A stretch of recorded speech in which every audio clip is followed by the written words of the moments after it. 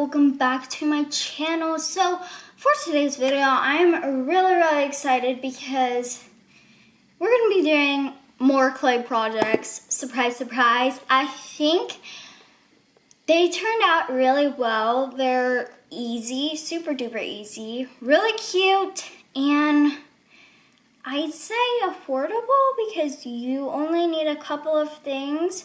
So let's get started with the first project. Okay, so the first project, you're going to be making this, and it's this moon ring dish bowl thing. So here is how to make it. Okay, so you'll start by rolling out your clay. Now, I saw this hack on Tina's channel where you use popsicle sticks stacked on top of each other on either side of the clay to roll it out like evenly, and it actually really helped, so that's what I did. Okay, so for the next step, you want to cut out your clay with a circle cutter, and then you're then going to put it onto something just like this here so that it can hang down and create a little bowl shape. For the next step, you're going to need this to be dry, so yeah, let that dry, then roll out another slab of clay once it's dry, and then you can go in with a circle cutter, and it doesn't have to be a full perfect circle, but then you're going to take that same cutter and try to make a crescent shape out of this, and you're gonna let this dry inside of the bowl you made yesterday. So doing that kind of creates the curve of the little crescent. Smooth it out with water if you need to, and then let that dry. So yeah. So next up, you're going to paint it once it's dry. I just use this Target paint because I feel like it has a really good coverage. That's why I use it. But anyways, you're going to paint both pieces, fronts and the backs. Now guys, for an extra touch, I'm going in with this liquid leaf stuff, and I am going around on the edges, and I saw a tip from somebody and I totally agree with it because it's like nail polish almost, so I would use acetone for your brush if you need to clean it because it's really sticky, and use a cheap brush. So yeah. Also guys, if you do mess up, no problem. You can go back with white paint with a really good detailed paintbrush. I didn't do it on camera, but you can totally do that as well. So my next step was actually going in with some Mod Podge, and you'll see me using a foam brush, but I actually, it gave a little speckles, like it left stuff over, if you know what I'm talking about. So I would probably use a paintbrush because that's what I ended up using, and that worked fine. Try not to get any clumps on the sides because then your gold detailing won't be seen as much. So yeah.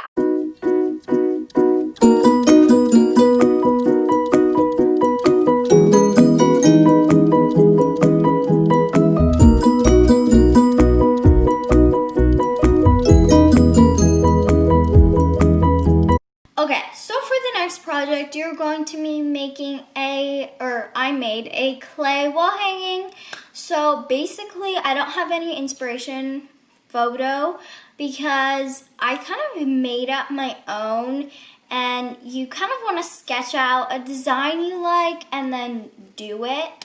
But yeah, on to the project. Alright, so starting on the next project, I'm going to start by cutting out this circle, which is a little bit smaller than the other one that I'll be using later, and then I cut this in half with my ruler. I probably recommend getting an actual cutter because it wasn't the cleanest, but this is what I used to get it kind of even, and then I had 2 halves. For the other piece, I cut a larger circle, a little bit bigger than the last one I had just cut in the previous clip, and I took a circle cutter and cut in the exact middle. Make sure that you save that middle, and you're actually going to create one more of that small size so that you'll have 2 little circles, 2 halves, and then that one larger circle with the hole in the center. Okay, so this is what our shape looks like, and here I am using a needle that I don't really use for sewing, but more for poking clay. So I'm making some holes on each end of each piece of clay. So far this is exactly how yours should look. And at the bottom one here, at the very bottom, I actually ended up making another hole there as well. So yeah.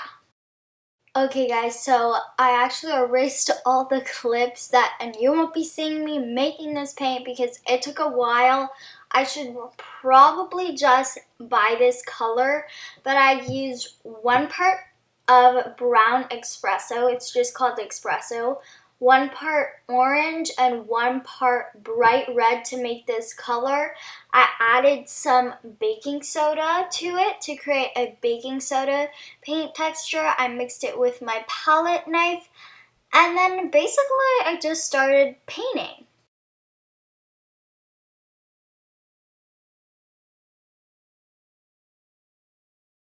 So you just want to paint this, as you can see me there painting, and I kind of did it in stages because it's kind of difficult you don't want it to clump up on edges, so I feel like that's really important because otherwise it won't look as smooth, but you do want to paint the edges as well. If you get it in the hole, no problem. You can just poke it right through with the same needle you use and then clean it off because that will ruin your sewing needle. Anyways, here I am painting some more, and yeah. So guys, I now want to show you the 3 different ways I was planning on maybe doing it. So it was with both halves facing down. That was the first one. And then the second one was both halves facing in. And then the very third one was the one that I actually chose, which was both halves were facing away.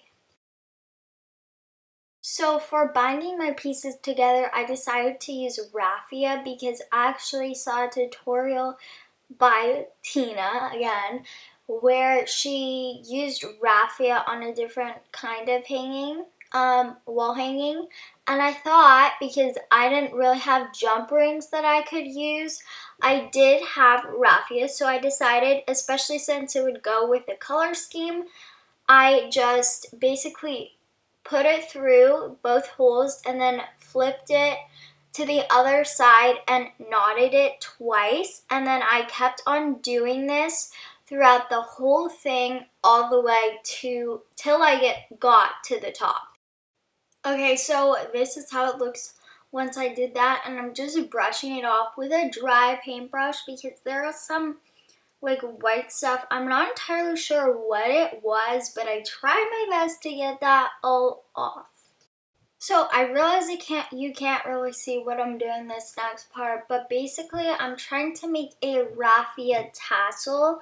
So I am wrapping pieces of raffia at a time around an object, and oh wait, if you could have seen that, I'm sorry, I didn't really see it very well. But then you're going to take another piece of raffia and slide it through the top, just like you would make a normal tassel if you know how to do that, and then knot it. So this is really bad explanation, but you're going to slide it off of the object and then tie something just like you see there to separate the two pieces, and then you're gonna trim all of your loops and cut them so they're not loops and they're just pieces. If you don't already know how to make a tassel and you need further explanation, I will link a tutorial for you so that you can make a tassel successfully. And it's basically the exact same as a yarn tassel, except I just replaced the yarn with some raffia, and here I am attaching it to the bottom of my wall hanging right there. So you can see it coming along here, and my tassel is being attached, and I think it looks pretty good. So yeah.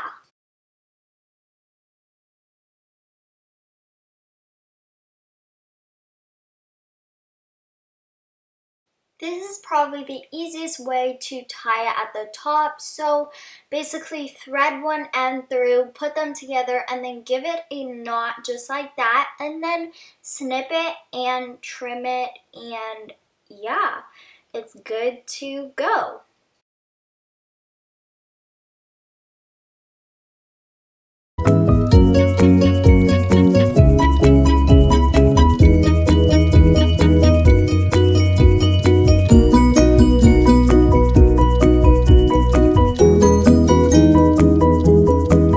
Okay guys, that was it for the video. What did you think of these two projects? I love them. The wall hanging's right there and it's so cute. Especially like the raffia tassel. Wasn't sure how, I figured it would probably work out, but I didn't know how cute it would be. I think it looks pretty good. And the inspiration photo for this one was a little bit flatter, but you know what, it's fine. It still looks like it. It's not like curved. My moon's not curved as much, but it's okay. Anyways, if you enjoyed the video, please give it a thumbs up. Don't forget to subscribe down below and click the notification bell so that you're notified every single time I upload a new video. I will see you guys next week for another video. Bye!